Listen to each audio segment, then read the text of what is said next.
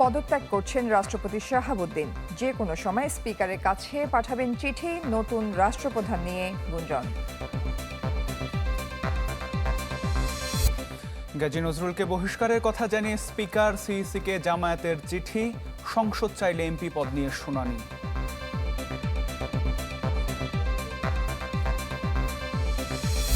রাজধানীতে তীব্র গ্যাস সংকট, ফিলিং স্টেশনে ঘন্টার পর ঘন্টা অপেক্ষা, যাত্রী ও চালকদের ভোগান্তি।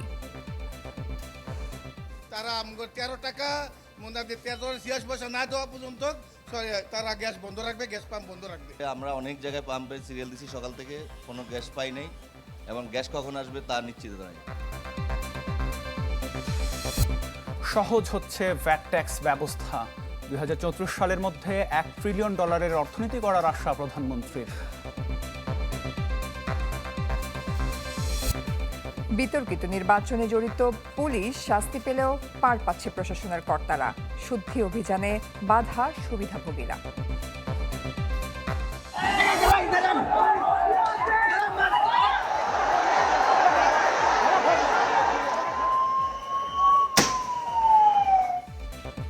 ভারত জুড়ে ছড়িয়ে পড়ছে তরুণদের আন্দোলন, চাপের মুখে প্রশ্ন ফাঁসের দ্রুত বিচারের আশ্বাস মোদির।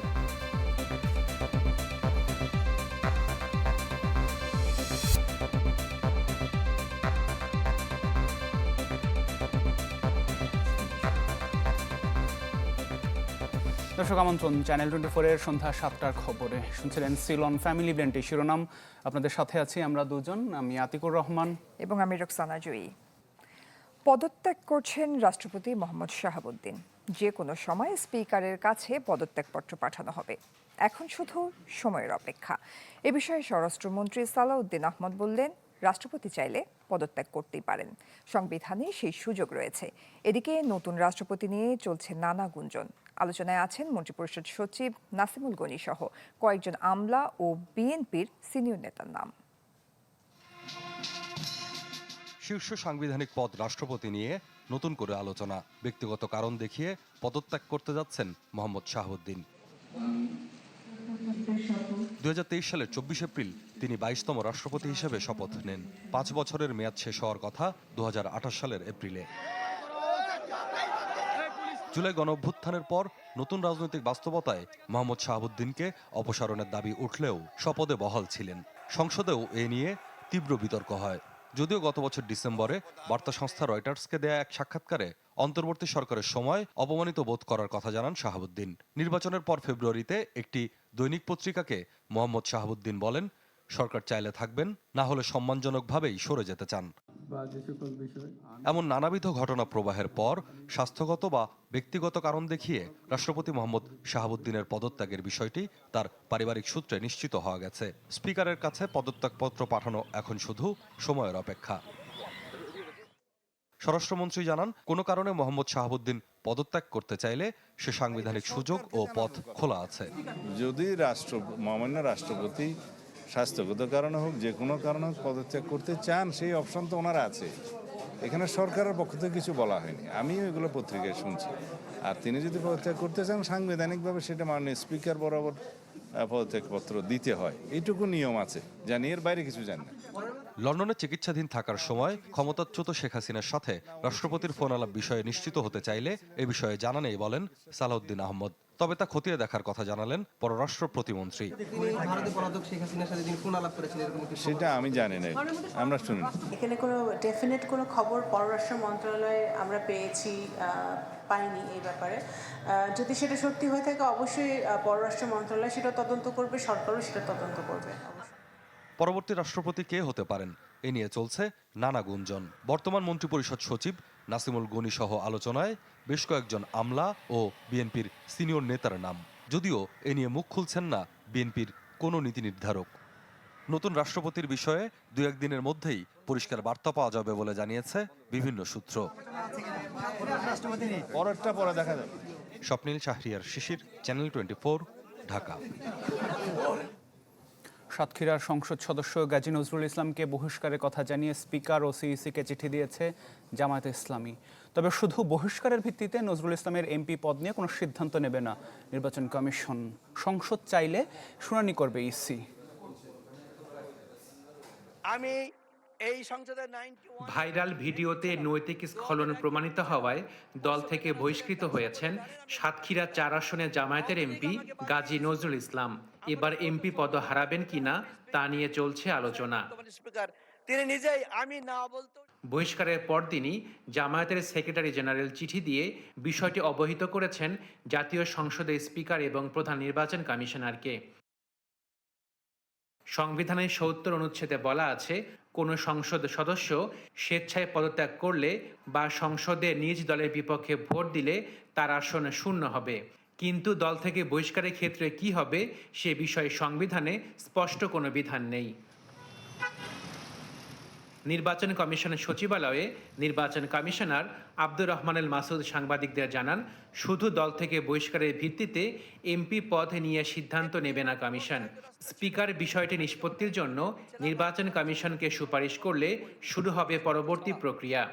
পার্টি থেকে বহিষ্কার করলে এমপি পদ যায় কিনা এটা খুব কন্ট্রোভার্সিয়াল বিষয়। আমরা বলতে চাচ্ছি যে যদি পার্টি থেকে করেও সেই বিষয়টা পার্লামেন্ট থেকে আসতে হবে, রেফারেন্স আকারে আসতে হবে। শাসনতন্ত্রের বা আমাদের কনস্টিটিউশনের ৬৬ সংবিধানে ৬৬(৪) অনুযায়ী তার নির্বাচন কমিশন যথাযথ তদন্তপূর্বক বিষয়টির উপর তার সিদ্ধান্ত দেবে। গেল সোমবার রাতে ৭৪ বছর বয়সী গাজী নজরুল ইসলামের ব্যক্তিগত মুহূর্তের ভিডিও সামাজিক যোগাযোগ মাধ্যমে ছড়িয়ে পড়ে। শুরু হয় সমালোচনা। তদন্তের পর তাকে বহিষ্কার করে জামায়াত ইসলামী। Ashikin Prince, channel 24, Dhaka. গণভোট অবৈধ হলে নির্বাচনও অবৈধ হবে, এমন মন্তব্য করেছেন বিরোধী দলীয় নেতা ও জামায়াত আমির ডক্টর শফিকুর রহমান। রাজধানীর মিরপুরে জুলাই গণ অভ্যুত্থানের চেতনা, গণভোটের রায় বাস্তবায়ন, জুলাই গণহত্যা ও মানবতাবিরোধী অপরাধের বিচারের দাবিতে আয়োজিত এক জনসভায় এমন মন্তব্য করেন তিনি। বলেন, জনগণের রায়কে যারাই অসম্মান করেছে জনগণ তাদের উপযুক্ত জবাব দিয়েছে। এ সময় গণহত্যাকারীদের দ্রুত বিচার সম্পন্ন করার আহ্বান জানান জামায়াত আমির।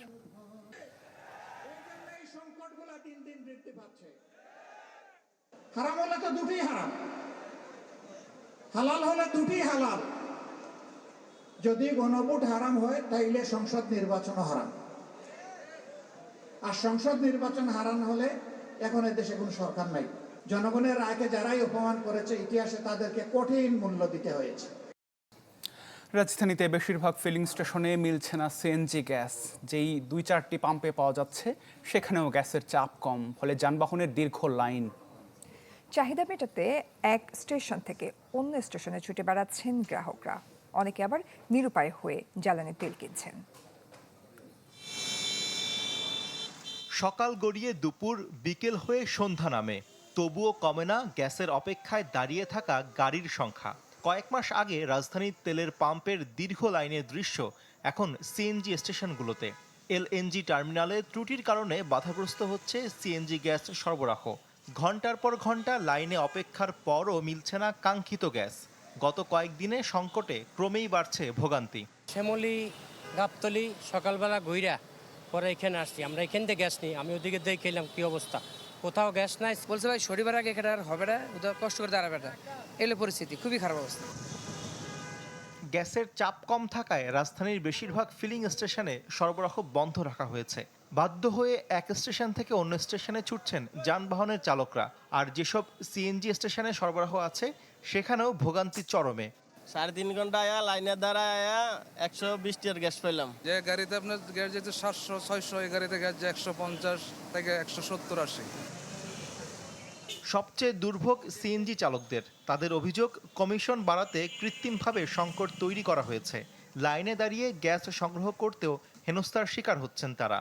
তারা এখন বর্তমান কমিশন পাইতেছে 8 টাকা, 13 টাকা নিতে চায়, তাহলে আমাদের গ্যাসের আসবো যাইয়া প্রায় 48 টাকা। তাহলে 48 টাকা গ্যাসের দাম আহে, তাহলে আমাদের অবস্থাটা কি হবে? যখন আপনাদের গ্যাসের সংকট, সিএনজি প্রাইভেট বলেন, সিএনজি তো কোথাও দাঁড়াইতে দিবই না। এটা হলো সবচাইতে বড় সমস্যা, মামলা দিব। অনেকেই আবার অনেকটা নিরুপায় হয়ে জ্বালানি তেল কিনছেন, ফলে বেড়েছে খরচ, সেই সাথে ডিজেল এবং পেট্রোলের চাহিদাও। সকাল থেকে চেষ্টা করছি, অনেক জায়গায় সিরিয়াল দিছি, অনেক গ্যাস পাম্প বন্ধ, গ্যাস নিতে পারতেছি না, বাধ্য হয়ে তেল নিছি। শফি মাহমুদ সাগর, চ্যানেল 24, ঢাকা।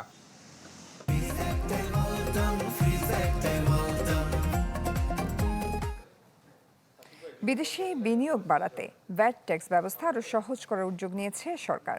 রাজধানীতে এফডিআই সম্মেলনে এই কথা জানান প্রধানমন্ত্রী তারেক রহমান।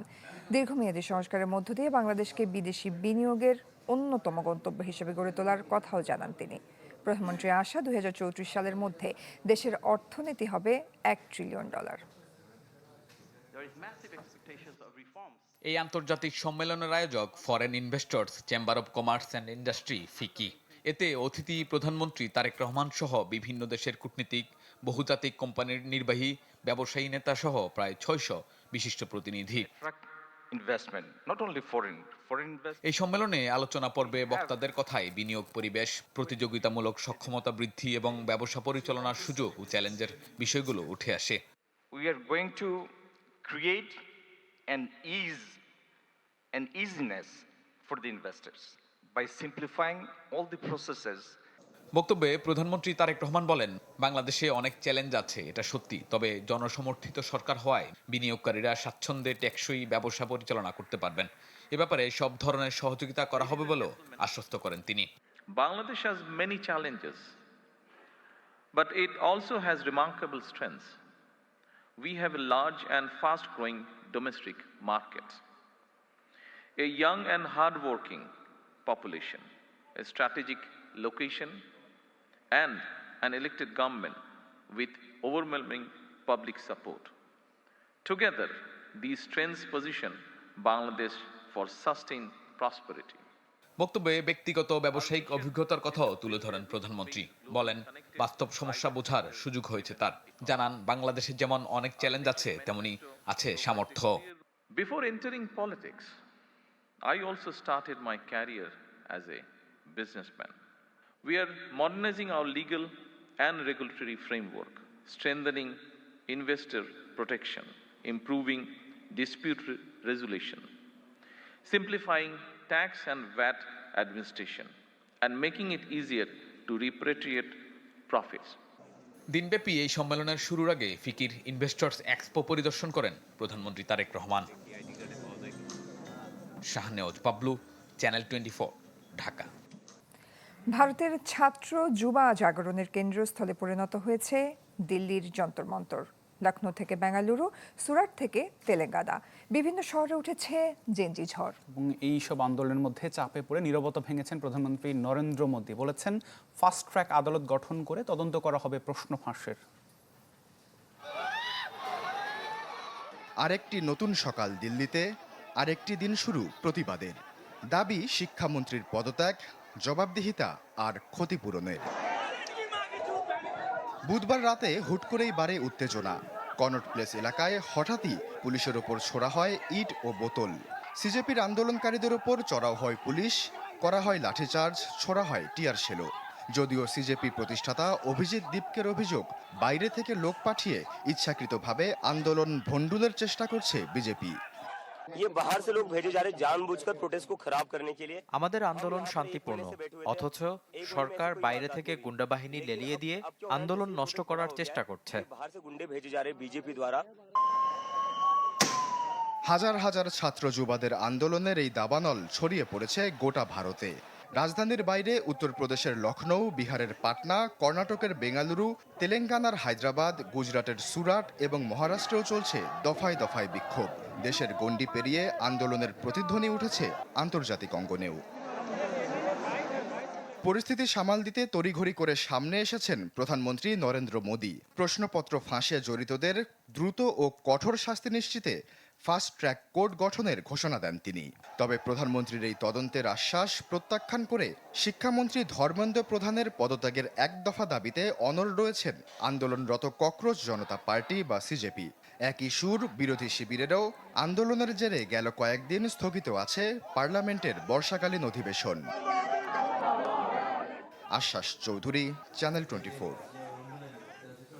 ভারতের প্রতিবেশী হিসেবে এই অঞ্চলে স্থিতিশীলতা চায় বাংলাদেশ। দেশটিতে জেনসি বিক্ষোভ প্রসঙ্গে এই কথা বলেছেন পররাষ্ট্র প্রতিমন্ত্রী শামা ওবায়েদ।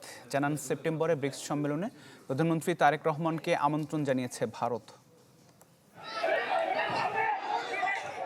বিশ্বের চোখ এখন দিল্লিতে। প্রশ্ন ফাঁস এবং দুর্নীতির প্রতিবাদে লাখো তরুণের ক্ষোভ দিল্লি ছাপিয়ে ছাড়িয়ে গেছে দেশটির বিভিন্ন প্রদেশে। শিক্ষার্থীদের আন্দোলনে সংহতি জানিয়ে রাজপথে নেমেছেন তারকা ব্যক্তিরাও। প্রতিবেশী দেশের এমন পরিস্থিতিকে কিভাবে দেখছে বাংলাদেশ? পররাষ্ট্র প্রতিমন্ত্রী শামা ওবায়দ বলছেন, গণতান্ত্রিক দেশ হিসেবে বাংলাদেশ চায় এই অঞ্চলে স্থিতিশীলতা। একটি গণতান্ত্রিক সরকার হিসেবে, গণতান্ত্রিক রাষ্ট্র হিসেবে আমরা আশা করব যে ভারত আরেকটি বিশ্বের বৃহত্তম একটি গণতন্ত্র, সেই গণতান্ত্রিক সরকার হিসেবে তারা তাদের জনগণের অবস্থান দেখবে এবং সমস্যা সমাধানের দিকে দ্রুত গতিতে আগাবে, সেটা আমরা আশা করি। আরেক প্রশ্নের জবাবে প্রতিমন্ত্রী জানান, চলতি বছর ব্রিক্স সম্মেলনে প্রধানমন্ত্রী তারেক রহমানকে আমন্ত্রণ জানিয়েছে ভারত।